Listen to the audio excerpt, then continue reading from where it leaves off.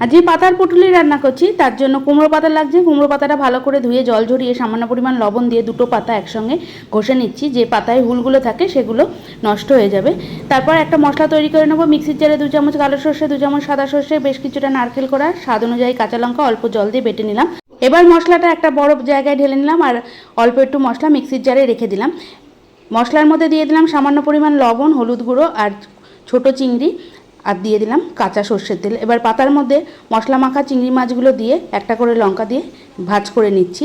নরম হয়ে গেছে বলে পাতাগুলো ভাজ করতে খুবই সুবিধা হবে, আর পাতাগুলো থেকে পুর কিন্তু বার হয়ে আসবে না। সব পাতাগুলোই পুর ভরা হয়ে গেছে। তেলের মধ্যে দিয়ে দিলাম কালো জিরে আর দিয়ে দিচ্ছি পাতাগুলো দিয়ে মিডিয়াম আঁচে 3 থেকে 4 মিনিট মতো ঢাকনা দিয়ে ঢেকে আবারও এদিক ওদিক করে ভেজে নিচ্ছি। তারপর যেই মশলাটা মিক্সির জারে ছিল তার মধ্যে সামান্য পরিমাণ জল দিয়ে স্বাদ অনুযায়ী লবণ, 1 চামচ হলুদ গুঁড়ো দিয়ে পাতার ওপরে দিয়ে মিডিয়াম আঁচে 3 থেকে 4 মিনিট মতো রান্না করলাম। জল শুকিয়ে এসছে, নামানোর আগে কাঁচা সর্ষের তেল দিয়ে আর কাঁচা লঙ্কা দিয়ে নামিয়ে ফেললাম। তৈরি হয়ে গেল কুমড়ো পাতার পুটুলি।